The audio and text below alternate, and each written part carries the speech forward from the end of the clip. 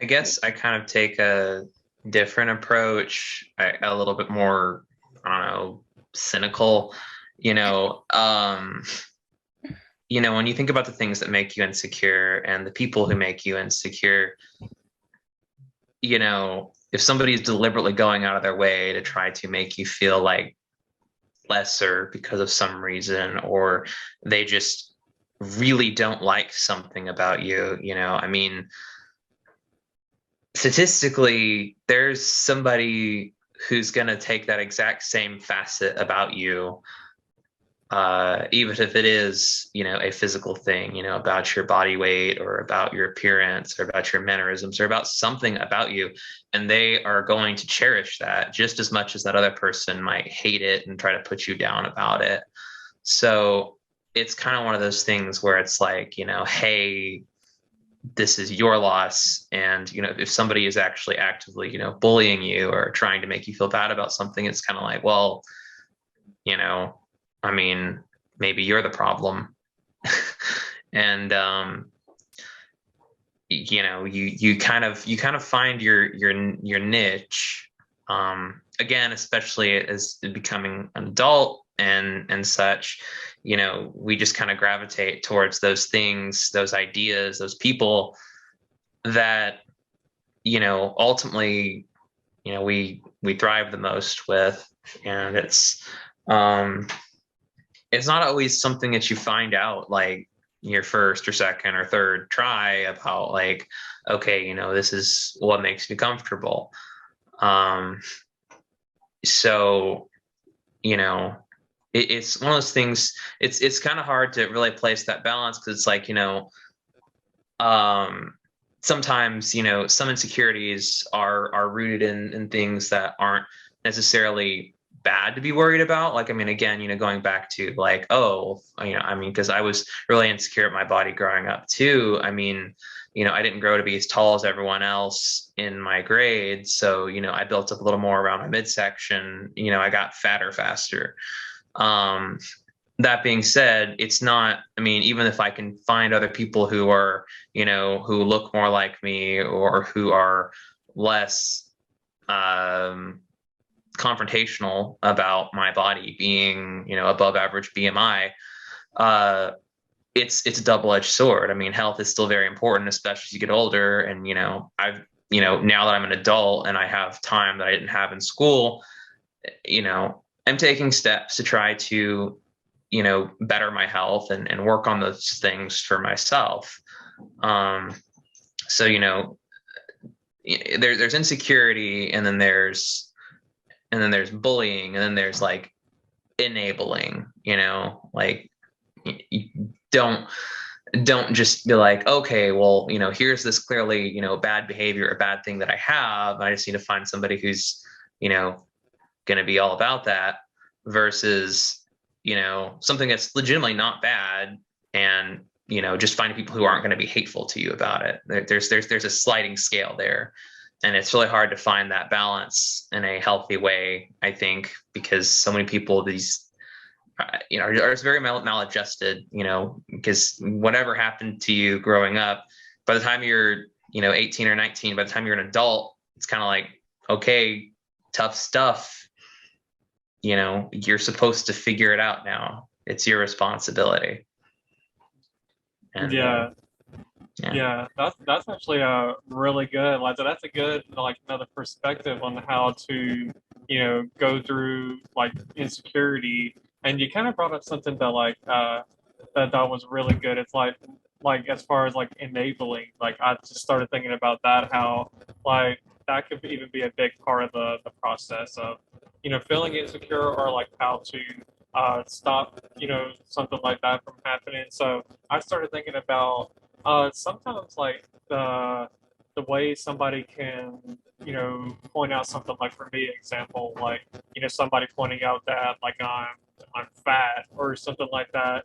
That would almost want to like motivate me to lose weight and to get healthier, because like it would make me want to prove them wrong in a way and to live a healthier life. So like it's almost like a win-win in a way, because like they're thinking, like they may say for now you're fat, but then I want them to say, or I want them to see in me later on down the road, like, oh no, I'm not. Like I'm not.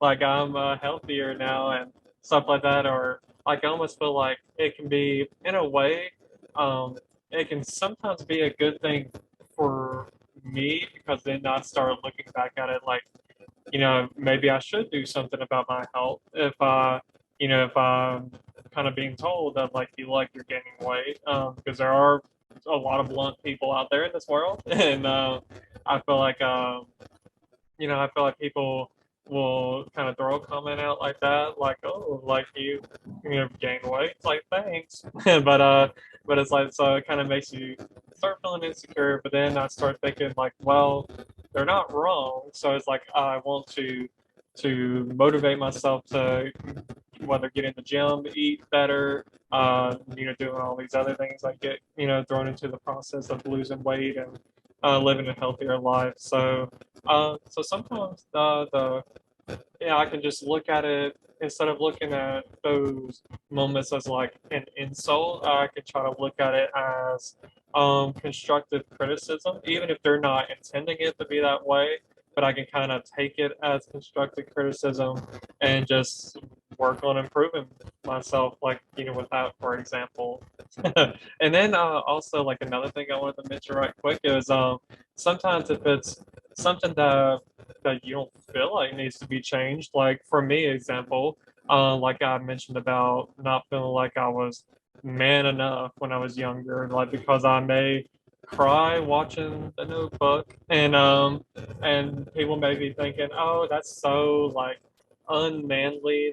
That's such a girly thing to be worrying about. I mean, sorry, I can't help that. I like a good romantic movie every now and then. That doesn't make me less of a man just because I'm not constantly watching sports. I don't know every single player on the Atlanta Hawks. Like, I've just because I don't know every little detail and every single play that happens within any sport doesn't make me less of a man. So sometimes just not listening to that crap too, it's definitely really good. So I could see it from both perspectives for sure. Yeah, I know that. I mean, I guess since weight is something we've all three kind of mentioned on here, um, I know the first time that I really ever tried to bother with losing weight was actually right before I went to UAV. Uh, and I was just doing it kind of the hardcore way. Well, technically, what I was doing was probably I was on a severe calorie deficit, and the way I was doing it is like I just I would get way too hungry, and then I would fill up on fiber supplements. It was like a cheat code because it tells you you're not as it tells your body you're not as hungry as you are. And then I would just like I would eat a lot on the weekends, but then during the week I would just like I would super undercut it. And then I would also work out really strenuously on the days after work. Um, but my whole time doing this, uh, I didn't tell anybody about it because I was actually more insecure, not about the weight, but about admitting that I needed to lose weight because it made it seem like I was, that I'd be admitting that there was a problem. And I didn't want that appearance. So I didn't tell anybody. And so I was doing great. I'd lost like 30 pounds. And then that summer, I actually got into a car accident, a really bad car accident. And I took a picture. I mean, I was fine. My car was not. And I took a picture and posted it actually here on Facebook. And I was holding up like the dilapidated remains of my license plate or something from the car. And um, people were two-part surprised, and I got weird like double comments. They were like, "Wow, that looks really bad, but wow, you look really great." It was kind of like, "Wow, yeah." By the way, I was, trying to improve my health, and then, you know, after that, I got more focused on school and graduated, and then. They talk about like the whole like freshman 15, but that kind of thing happens when you start like a new company too. Like you gain so much weight because like you do like the training and stuff, like because when I started at my last job, my cloud, they gave us like the first 3 solid weeks of work were like this training onboarding thing. They had catered lunch every single day. Um, and yeah, it was just there was no there was no healthy choices involved in that. um, but and then after that, like I mean, that was 2019 when I started working there, and then the very next year was 2020. You weren't even allowed to go to the gym anymore. You weren't allowed to do anything, and then I started stressing out over buying a house.